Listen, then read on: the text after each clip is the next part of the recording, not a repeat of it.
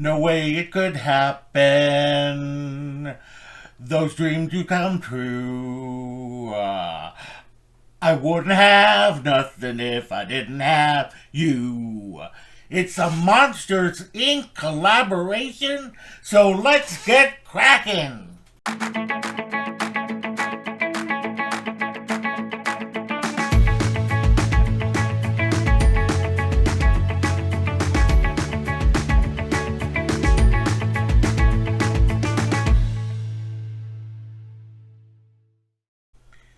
Hello, all my explorers, and welcome back to Loren's Adventures Out There. And if you're new, thank you so much for joining us. We really appreciate it. My name is Loren, and I'm with Castles, Capes, and Clones, where we discuss everything in the Disney universe. We do unboxings and hauls, pins, box swaps, Disney news, Disney reviews, and more.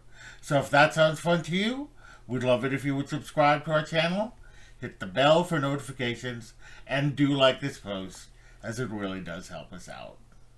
Alright, we are in a Monsters Inc. collaboration.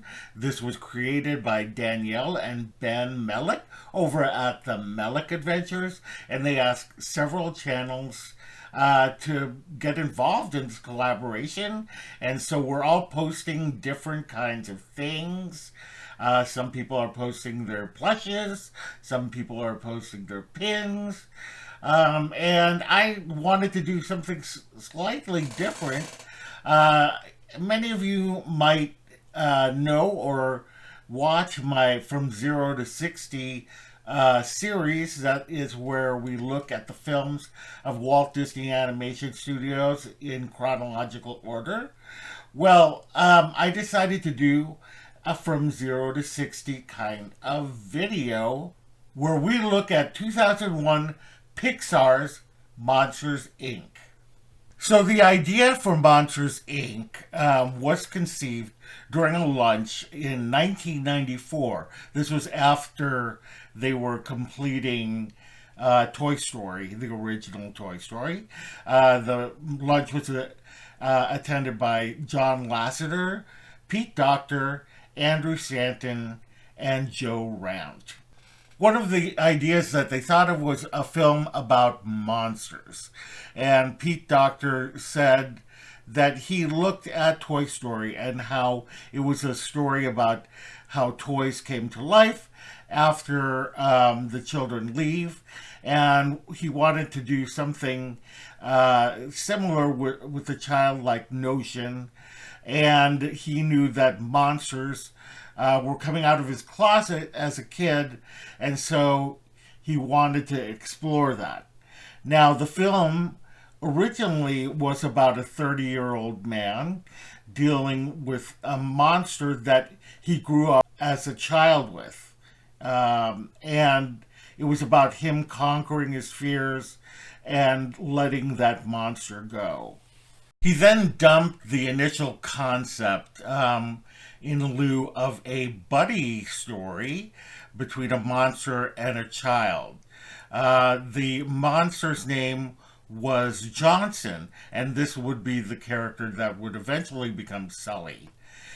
He was an up-and-comer at his workplace, which was a company that was to scare children. And at this time, Mike Wazowski was not yet added. Then the film went through different stages. They decided to make the child a girl because it would be a good counterpart to a 8-foot tall furry monster. And then they decided, and then the girl went through different stages. At one point she was from Ireland. At another point she was an African American character. She was known as Mary and was at one point a 7-year-old child who was fearless. Who was in contrast to Johnson, who was nervous about losing his job at the company, to Ned, who would later become Randall, the company's top performer. And then Johnson went through different changes as well. He was a scarer, then he was a janitor, a refinery worker, and then finally he became the best scarer. Pixar was worried about a character that scared children as the main protagonist. They thought that it would make children not like him and not be able to empathize with him. And so they solved the problem by making him the best scarer. Eventually, Johnson was renamed Sullivan, and then Sully. And then they decided to do a monster buddy film instead of a monster and child buddy film. Development artist Ricky Nerva, who is a friend of mine, actually, he drew a little round, one-eyed monster as a companion for Sully. And everybody liked the concept. Pete Docter named the character Mike for the father of his friend Frank Oz, a director and Muppet performer. Mike then became a vital character to the film. Originally, he didn't have arms, but due to technical difficulties, arms were added. During a pitch meeting with Disney, longtime Disney animator Joe Grant, who was legendary and worked on things back to Snow White and the Seven Dwarfs, he suggested the title Monsters, Inc., a play on the gangster film Murder, Inc. This stuck, and instead of being called Monsters, it then became Monsters, Inc. Bill Murray was considered for the role of Sully, but Pete Docter was unable to get a hold of him, and he took it as a no, even though Bill Murray was interested. So the voice went to John Goodman, who was a big star at the time. He was known for being in the comedy series Roseanne and made appearances in many Coen Brothers films. Billy Crystal accepted the role of Mike after having regretted turning down Buzz Lightyear years prior. Monsters, Inc. was different than other Pixar films. Every character had its own lead animator. John Cars was on Sully, Andrew Gordon was on Mike, and Dave Devon on Boo. Cars faced a difficult challenge in dealing with Sully's mask. Traditionally, characters conveyed bigger characters as slower, and Cars was concerned that it would make him look sluggish. So he started to think of him as a football player whose athleticism allowed him to move more quickly for his size. I think one of the things that people most notice about Monsters, Inc. is how Sully's hair was animated. They had to figure out how to animate a lot of hair. Sully had 2,320,413 hairs on him.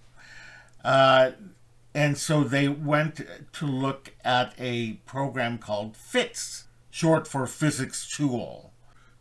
FITS allowed the fur to be animated in a much more natural way. So every time that Sully moved, the fur would react in a certain way. If there was wind or gravity, it would all be taken into account.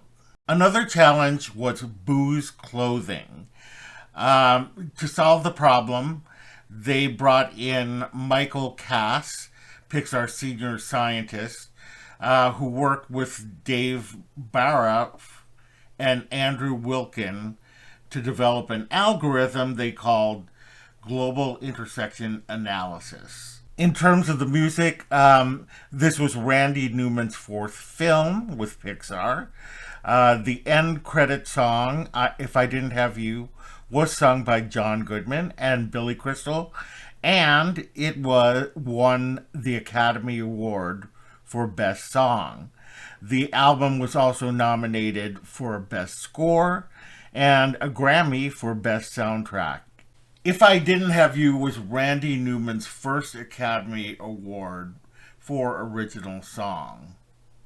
There were two lawsuits revolving around Monsters, Inc. Pixar was sued by Lori Madrid from Wyoming. She said that the ideas came from her 1997 poem, There's a Boy in My Closet. She tried to stop the release of the film while the case was open, but the judge refused to issue the injunction, and then he ruled that the film had nothing in common with the poem. There was another lawsuit in 2002. Stanley Mouse said that Pixar stole the characters of Mike and Sully, which were based on the drawings of Excuse My Dust, a film that he had tried to sell to Hollywood. The lawsuit also said that a story artist from Pixar visited Mouse in 2000 and discussed Mouse's work with him. A Disney spokesperson said that the characters were developed independently by Pixar and Walt Disney Pictures. The case was then settled under undisclosed terms. Monsters, Inc. Spawned a prequel called Monsters University. It also had a television show called Monsters at Work. There have been shorts about Monsters, Inc. There have been comic books. There have been attractions based on Monsters, Inc. So Monsters, Inc. did very well. In terms of the box office, Monsters, Inc. actually held the record for having the biggest opening weekend for an animated film. It surpassed the previous record held by Toy Story 2. The film made over $289 million domestically and over $287,000 in other territories. The total worldwide was $577,425,734.